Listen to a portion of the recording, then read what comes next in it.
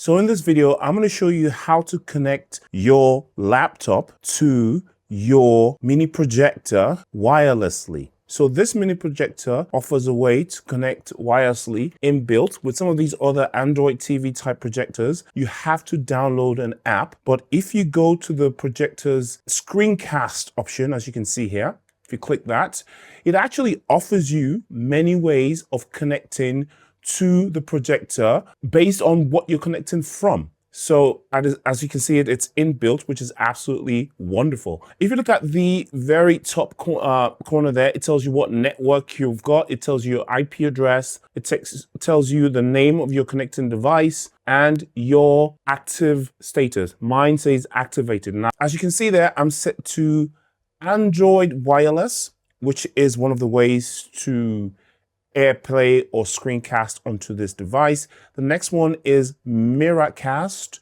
which gives you the ability to do that from apps that you can download online. So if you have a device that doesn't have AirPlay, you can download that app, Miracast, and you can use that to cast stuff from your phone up onto this AirPlay projector or, Screencast Android TV projector.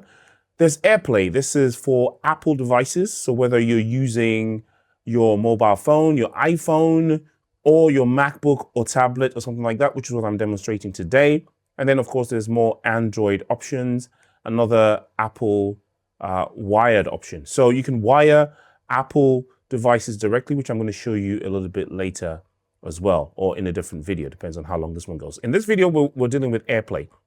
Now, with AirPlay, if you set it to AirPlay, you can see the name of your device. It would normally start with X. So it'd be XI blah, blah, blah, blah.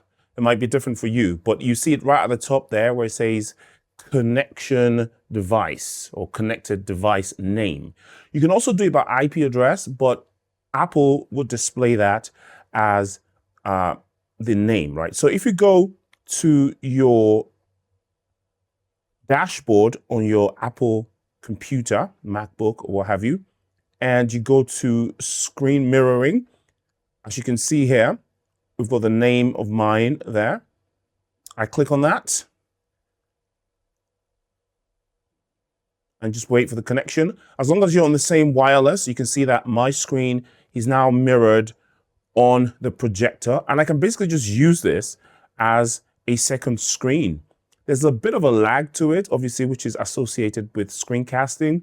But if you're not actively using a mouse to play the game on that screen, then you don't really mind anyway. But this is basically now a second screen.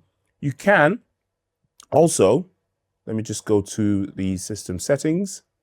You can decide the kind of connection that you want. And let me go to the display, arrange display. As you can see, mine is arranged roughly correctly.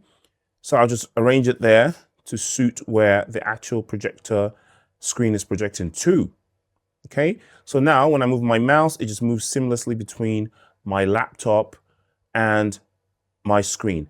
You can also select what kind of use you want it for. You can, pick it to be an extended screen, in which case you use it the way I'm using it now. You can mirror it so that exactly what's happening on your computer happens on the screen. That's the fastest mode for games or watching a movie or something like that.